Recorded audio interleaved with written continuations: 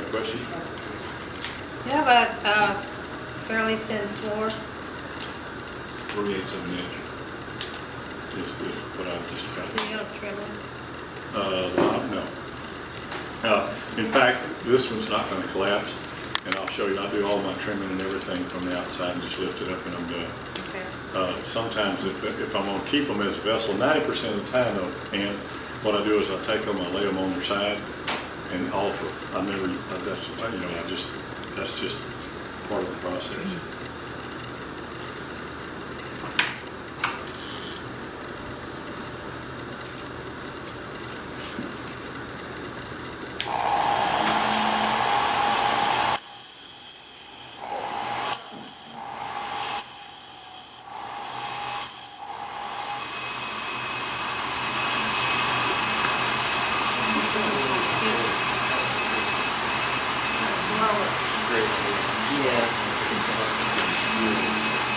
Tell you what I'll do. I want to show y'all something because this is most probably the last demo I'll throw, maybe one more.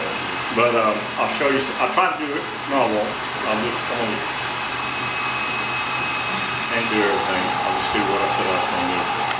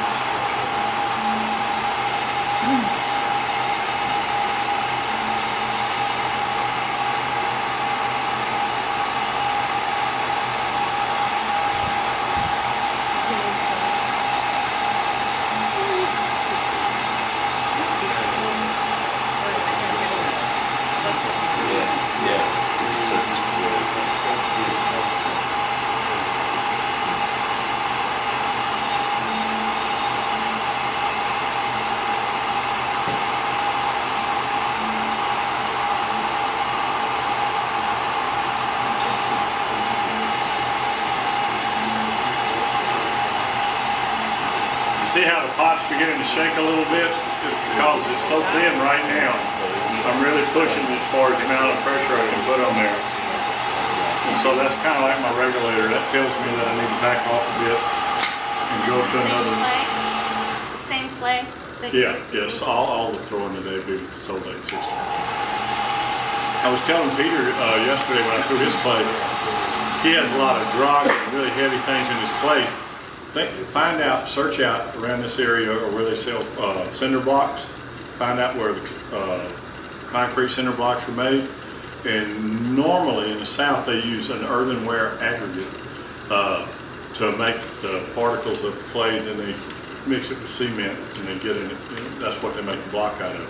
And if you can find where they're doing that busted up aggregate, you can mix it in with your high fire clays. And it's tough. I mean, the particle size is an 1/8 inch or more and it's jagged. But you can put on wash gloves to wash the dishes with and throw with it, and you get incredible surfaces and textures. And when it fires to cone 6 or up, it melts and makes little chocolate modules in there, and it really mixes well with different types of glazes.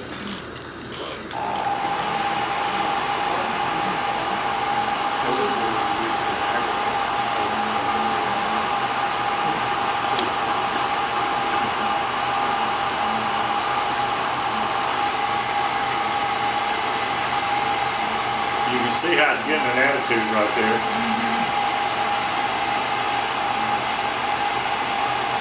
You're keeping the heat gun mostly on the lower part. Yeah, I don't want stepping it up to so collapse it's on set me. the weight. Right. I don't want to be a damn fool again. I hadn't had that happen to me in over a year.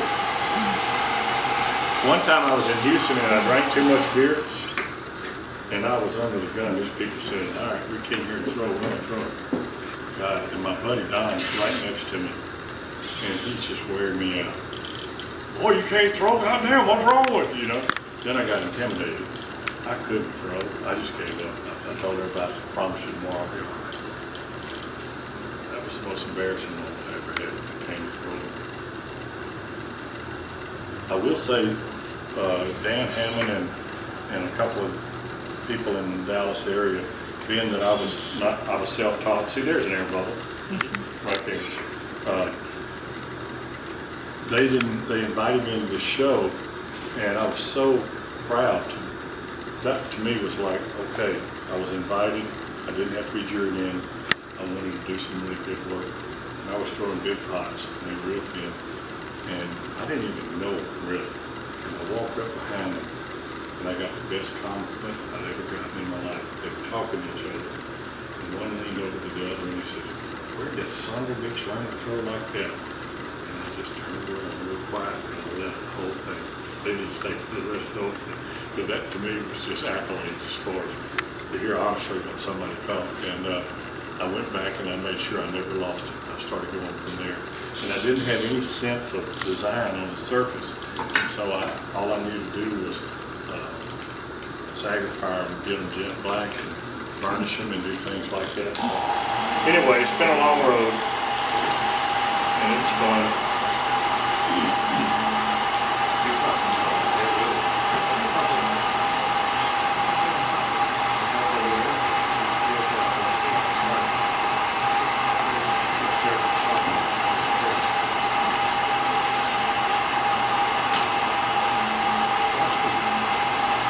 What happened to that air bubble there that comes to What happened to it? You just leave it there, really? I just leave, don't worry about it, I'll stretch it out. Don't worry about it. Oh, Yeah, okay. I'll Come stretch it. September, all of a sudden, all your students will be coming in with their dry. I don't, sometimes I really don't want air bubbles, but like I didn't wedge this enough, and I should have taken a We little more. have air You use the Fibonacci series. Yeah, right. Now, we'll tell you this, another secret, just make note of if you want to, is always try to keep your opening as small as you can possibly keep it. In other words, just barely keep it a little thicker. Try to keep it where you can really get your hand in it. It really helps because you can use your arm as a sensor to regulate what you're doing. Now this, I got more excited about what I'm fixing to show you now than I have on anything. Because after I could do the outside lines and all that, then I'm going, okay, what's next? What can I do now? And one day I just went, if you can do it, I kept on seeing those lines that I showed y'all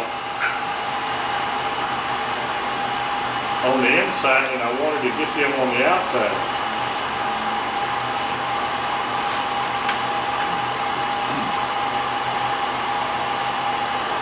Now you remember when I told you not to cover that clay up on top over here? And I said, don't worry about it, I'll wedge it out. I didn't wedge it out. Y'all see that little wobble in the clay? That's from that part of that inconsistency being a little bit off from the rest of the consistency of the clay. So it's just ever so intuitive about the prepping of your clay. Now watch this, I'm gonna go back in here, and I'm gonna leave this open, but I'm gonna go with the white nipple, and I wanna go from the inside, and I'm gonna work on the inside and watch this wonderful line that begins to take place. Yeah, it's beautiful. Isn't that a sweetheart? But then you come back,